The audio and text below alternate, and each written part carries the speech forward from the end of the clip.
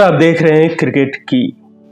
दोस्तों, आज के इस एपिसोड में हम बात कर रहे हैं एक हरफनमौला खिलाड़ी और स्टाइलिश कमेंटेटर डीन जोंस की। दोस्तों, डीन जोंस वो खिलाड़ी हैं जो अपने जीवन के आखिरी पल तक क्रिकेट से जुड़े रहे। मुंबई में कार्डियक अरेस्ट के चलते मौत होने से पहले तक वे इंडियन प्रीमियर लीग को कवर कर रही टीम का हिस्सा रहे थे। आज के युवाओं के लिए डीन जोंस भले ही आईपीएल प्रेजेंटर या न्यूज चैनलों पर एक्सपर्ट रहे हो, लेकिन क्रिकेट के दीवानों को मालूम है कि डीन जोंस अपने दौर के बेहद स्टाइलिश बल्लेबाज रहे। इतना ही नहीं, उन्हें उस दौर में वनडे क्रिकेट का सबसे बेहतरीन बल्लेबाज आंका जाता रहा है। दोस्तों, इनके क्रिकेट से जुड़ी काबिलियत पर बात करें उससे पहले बात इनके व्यक्तित्व के उस पहलू की जिसके कारण वो सुर्खियां बटोरते रहे थे। अपनी मौत से कुछ ही घंटे पहले वो उस शख्स को ट्वीट पर जवाब दे रहे थे जिन्होंने उनकी कमेंट्री की आलोचना करते हुए लिखा था, डीन जोंस सबसे ज्यादा परेशान करने वाले क्रिकेट कमेंटेटर हैं। वैसे ही शख्स भी होंगे ऐसा दिख रहा है। स्टार स्पोर्ट्स इंडिया को उन्हें तत्काल हटा देना चाहिए, नहीं तो आईपीएल 2020 म्यूट पर ही देखना पड़ेगा। डीन जोंस ने इस शख्स को ट्वीट कर ये जवाब दिया कि आप देख रहे हैं जानकर खुशी हुई, आप म्यूट बटन दबाइए। हालांकि बाद में यूजर ने वो ट्वीट हटा लिया था। अपने इसी अंदाज और युवाओं से इंटरेक्टिव होने के चलते डीन जोंस ट्विटर पर सबसे लोकप्रिय क्रिकेटरों में से एक रहे। उस वक्त तक ट्विटर पर उनके 3,60,000 के करीब फॉलोअर थे और उनके इस ट्वीट पर जोंस के ढेरों प्रशंसक उनकी कमेंट्री की तारीफ करते नजर आए। लेकिन इन सब में शायद ही किसी को अंदाजा होगा कि अगले आईपीएल मैच के दौरान टीवी स्टूडियो में बने डगआउट में करतब दिखाते डीन जोंस नहीं होंगे। दोस्तों, डीन जोंस उन लोगों में शामिल रहे हैं जिन्होंने क्रिकेट को टीवी पर तमाशाई अंदाज में पेश करने के बाजार और उसकी जरूरत को बहुत पहले समझ लिया था। एनडीटीवी में अपने हर शो के लिए डीन जोंस बड़ी मेहनत करते। वे भारत के हर शहर और हर स्थानीय खिलाड़ी के बारे में पूरा होमवर्क करते।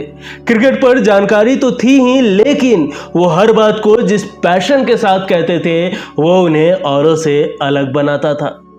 इन सब के साथ अपने कपड़ों और अपने प्रेजेंटेशन में वे हर दिन कुछ नया प्रयोग करने की कोशिश करते। कई बार तो बेहतर करने की कोशिश में रीटेक पर रीटेक भी देते। एनडीटीवी पर उनका शो प्रोफेसर डीनो इतना मशहूर रहा कि ट्विटर पर उन्होंने अपना हैंडल ही प्रोफेसर डीनो रख लिया था। इतना ही नहीं, कभी कभी तो वे मॉर्निंग स्पोर्ट्स शो के लिए एंकर से भी पहले ऑफिस पहुंच जाते थे और उस समय का इस्तेमाल क्रिकेट से जुड़े किस्सों के लिए खूब करते। वे बैट बनाने वाली एक ऑस्ट्रेलियन कंपनी के ब्रांड एम्बेसडर भी थे, तो लिहाजा जो कोई उनसे क्रिकेट की ठीक ठाक बात कर लेता उसके लिए अगले दिन वे एक बैट के साथ हाजिर होते और गिफ्ट के तौर पर थमा देते। एक इंसान के तौर पर वे कितने ग्राउंडेड थे इसको दर्शाने वाला एक वीडियो भी सोशल मीडिया पर खूब वायरल हुआ था, जिसमें वे स्टेडियम के बाहर बिखरा कचरा उठाकर खुद ही डस्टबिन में डाल रहे थे। दोस्तों, कहते हैं कि आदमी ठोकर खाकर सीखता है। क्रिकेट कमेंट्री में डीन जोंस वो ठोकर खा चुके थे। 2006 में 10 स्पोर्ट्स पर कमेंट्री करते हुए डीन जोंस ने लाइव मैच में हाशिम आमला की दाढ़ी के चलते उन्हें द टेररिस्ट कह दिया था, जिसके बाद 10 स्पोर्ट्स ने उनका अनुबंधन तत्काल रद्द कर दिया था। मैच के चौथे दिन कुमार संगकारा का कैच आमला ने लपका तो जोंस ने कहा था, the terrorist has got another wicket. Jones को अपनी इस गलती का खामियाजा भुगतना पड़ा और उनके पास सालों साल तक कमेंट्री का कोई काम नहीं रहा। वैसे तकनीकी पहलू यह भी है कि उन्हें लगा था कि उस वक्त टीवी पर एड ब्रेक चल रहा होगा, जो श्रीलंका में चल भी रहा था, लेकिन उसी प्रसारण में दक्षिण अफ्रीका में कोई एड ब्रेक नहीं था, जिसके चलते हंगामा मच गया। डीन जोंस ने माफी जरूर मांगी थी, लेकिन ब्रॉडकास्टर के तौर पर उन पर ऐसा दाग लग चुका जो शायद कभी नहीं मिटने वाला था। यह दूसरी बात है कि डीन जोंस ने अपनी ओर से उस वाक्यों को भूलकर आगे बढ़ने की कोशिश जारी रखी। इसलिए भारतीय समाचार चैनलों में एक्सपर्ट के तौर पर जुड़ गए। ऑस्ट्रेलियाई अखबारों में वे पहले से ही कॉलम लिख रहे थे। दरअसल डीन जोन्स उस मिट्टी के बने थे जिसने हार मानना सीखा ही नहीं था। 80 के दशक में अपनी बल्लेबाजी से वे उस ऑस्ट्रेलियाई टीम का हिस्सा थे जो धीरे धीरे खेल के हर मैदान में वेस्टइंडीज की बादशाहत को पछाड़ने में जुटी थी। वे अपने दौर के बेहद स्टाइलिश क्रिकेटरों में से एक थे और साथ ही उनमें आखिरी दम तक संघर्ष करने का दमखम भी मौजूद था। 24 मई 1961 में विक्टोरिया में जन्मे डीन जोन्स को महज 23 साल की उम्र में ही ऑस्ट्रेलियाई क्रिकेट टीम में जगह मिल गई थी। उस दौर में 23 साल की उम्र में ऑस्ट्रेलियाई क्रिकेट टीम में जगह बनाना बड़े मार्के की बात थी। 1984 में वेस्टइंडीज के खिलाफ सीरीज के दूसरे पोर्ट ऑफ स्पेन टेस्ट में उतरने वाली टीम के अंतिम प्लेइंग 11 में जोन्स शामिल नहीं थे और बीमार भी थे। लेकिन एक दूसरे क्रिकेटर के ज्यादा बीमार होने पर उन्हें आखिरी पल में टीम में शामिल किया गया और पहली पारी में उन्होंने 48 रन बनाए। इसे डीन जोन्स अपने करियर की सबसे अहम पारी मानते हैं। डीन जोन्स नंबर 7 बल्लेबाज के तौर पर खेलने उतरे थे। तब तक जोएल गार्नर, मैल्कम मार्शल और वेन डेनियल के सामने ऑस्ट्रेलिया की 5 विकेट महज 85 रन पर गिर चुकी थी। लेकिन जोन्स करीब 3 घंटे तक विकेट पर टिक गए और एलन बॉर्डर के साथ 100 रनों की साझेदारी की। लेकिन उनकी जिस पारी को दुनिया किसी भी ऑस्ट्रेलियाई क्रिकेटर की सबसे शानदार पारी मानती है, वो उन्होंने अपने करियर के तीसरे ही टेस्ट में चेन्नई में खेली थी। टेस्ट इतिहास के महज दूसरे टाई टेस्ट मैच में 1986 में चेन्नई की गर्मी और नमी से वो खुद को असहज पा रहे थे।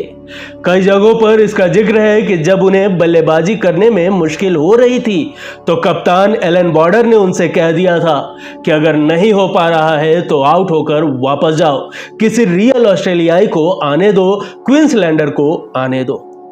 बॉर्डर खुद क्वींसलैंड के थे और जोन्स विक्टोरिया के। जोन्स अगर आउट होते तो आने वाले ग्रेग रिची क्वींसलैंड के थे। बॉर्डर के उलाहने को जोन्स ने दिल पर ले लिया और 8 घंटे 22 मिनट तक विकेट पर ही टिक कर उन्होंने 210 रनों की पारी खेल दी। इस दौरान मैदान पर उनकी हालत इतनी बिगड़ी कि उन्हें पारी के बाद सीधे अस्पताल में भर्ती कराया गया। इसके बाद जोन्स ने पीछे मुड़कर नहीं देखा। 1987 में टीम को वर्ल्ड चैंपियन बनाने में उनका अहम योगदान रहा। वे उन चुनिंदा ऑस्ट्रेलियाई बल्लेबाजों में रहे जो तेज गेंदबाजों की तरह ही स्पिन गेंदबाजी पर भी रन बटोरने की कला जानते थे। उस जमाने में जब वनडे क्रिकेट भी धीमी रफ्तार से आगे बढ़ रहा था, तब डीन जोन्स का स्ट्राइक रेट 72 से ज्यादा का रहा। उस दौर के ऑस्ट्रेलियाई क्रिकेटर मोटे तगड़े होते थे।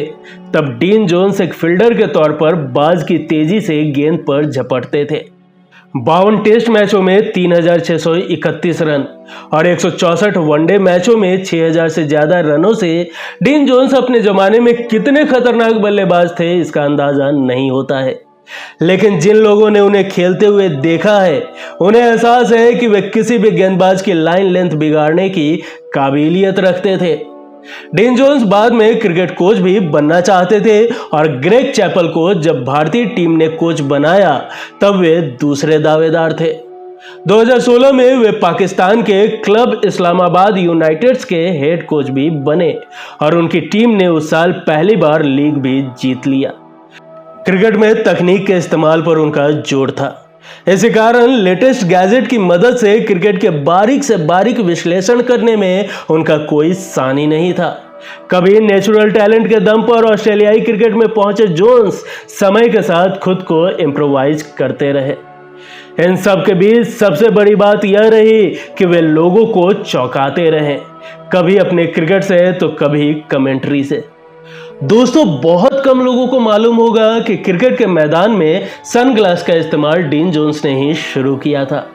उन्होंने यह तेज धूप और धूल कण से बचने के लिए किया था।